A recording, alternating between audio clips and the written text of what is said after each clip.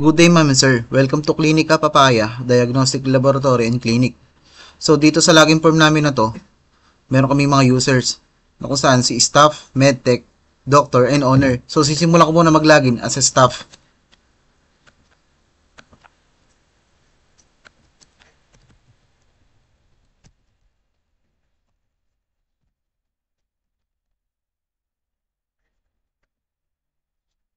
So, pagka-login natin, dito makita kagad yung dashboard. So, dito sa sidebar nga na to, merong dashboard, patients, pending requests, approve request, records, and test summary. So, sisimula ko muna sa dashboard. So, makita nyo naman dito, yung mga total patients, available staff, available doctors, and pending requests.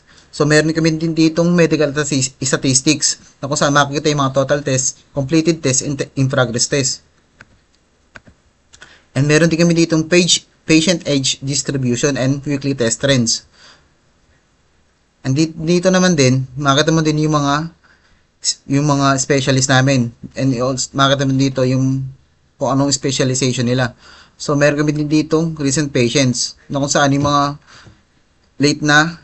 latest na test. Ayan. So, dito naman tayo sa patients. Sa patients namin, makita dito, meron kami dito mga search bar, filtration para sa sex nila. And also, meron kaming generate PDF na kung saan pwede mong i-filter kung ilang pages yung gusto mong i-print lang. So, dito naman tayo sa patient list. Makita dito yung patient details, demographics, measurements, and actions. So, meron kami dito sa action na to, meron kami mga button na view, edit, delete, and request. So, mapapansin nyo dito kung bakit yung view and request lang yung merong highlight. Kasi, once na pinindot namin yung edit na yan, meron nakalagay na unauthorized access. Kasi kaya hindi siya mapindot, kasi nga unauthorized access, yung pwedeng maka-access lang sa kanya, yung mga mas matataas pa sa kanya. So, simulan muna natin. Mag-add tayo ng patients. Ay, bawal pala mag-add dito. Kasi, yung kakayanan ni patients ay mag-test lang ng isang patients. Yan.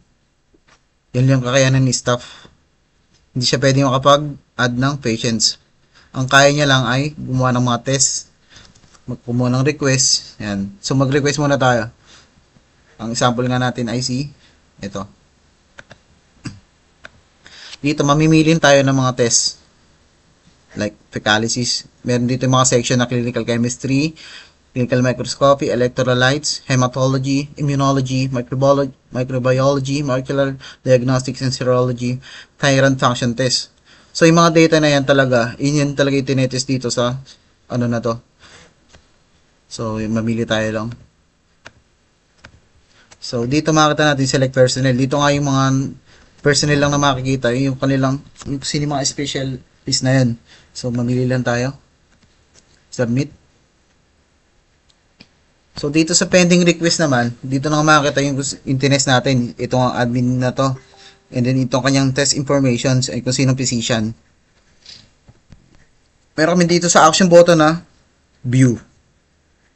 Ayan. And approve and reject. So, approve muna natin. Pagka-approve natin, dito na nga makita yung meron siyang add result and move. So, bago natin bigyan siya ng add result, tubukan mo natin pending. Yan, balik natin siya sa pending request. So, pagkabalik, makita naman natin na bumalik siya dun. So, approve na ulit natin para makita natin, bigyan natin ng test result. So, dito sa add result na to, dito na nga siya bibigyan ng mga kung anong test yung nagawa sa kanya. So, meron tayong mga dito. Pwede tayo mag-enter. Pwede rin tayo mamili na lang. Ayan. And then, meron pa tayo dito mga choices. So, in progress muna natin. Save result. Kapag yung test niya is in progress, pwede pa siyang i-update results.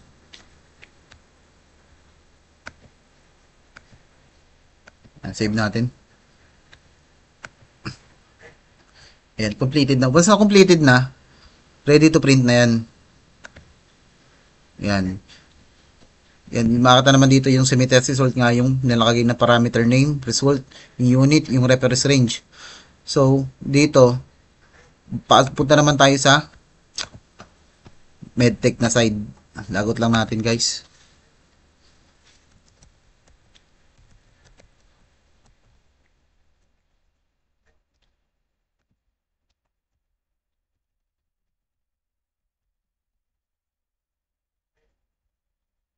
Yan, nagpapakita yung login attempt. Ayan, access granted. So, kung mapansin nyo dito, meron nadagdag na activity logs and setup. Yung mga nakikita nyo na yan na patients, pending request, approved request, records. Yan din yung mga pinakita ko kanina sa stop role. Ayan, nothing changes naman dyan. Pero pagdating dito, makita nyo, sa patients na to, makita nyo na yung add new patients, semi-action, yung edit and delete, hindi na siya, kumbaga, naka-highlight na rin siya, kumbaga, clickable na ulit siya. Ayan, pwede na din delete. So, papakita ko kung ano kakayanan ni medtech. So, add muna tayo na dito ng patients. Dito sa add new patient na to, sa memo, form na to, andito yung full demographic profile once na nag-add ka ng patients. So, sample lang natin. Yan. Itong first name and last name, required yan lagyan ng pangalan. Pero sa middle name, hindi na. And then, meron din kami ditong suffix, yung mga nga. And then sa, ayan, pwede kayo mamili kung ano yung kasarian niya.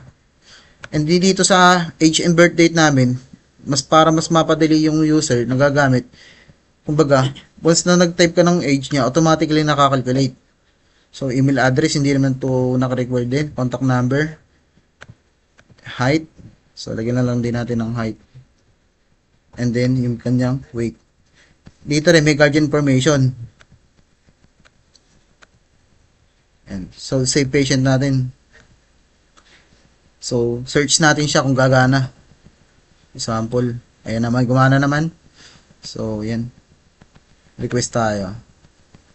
So, yung mga ito lang naman din, ganun lang din, katulad sa may pinakita ko sa stop kanina, ganun lang din siya nagwa-work. So, punta tayo kanina sa, sa part na to, sa may sidebar. Kasi ito yung wala kanina sa stop. Ito, activity logs. Sa activity logs na to, dito na makikita yung mga ginawa na ko. Diba kanina yung stop natin, yung name na Marcel, nag-request siya ng approve, nag-test result, nagbigay siya ng update. Yan, makita diyan natin yan. So, maraming sa action na sa to, pwedeng mamili kung ano para ma-sort. Ayan. Today. So, apply lang natin. Ito na kayo nagawa kanina.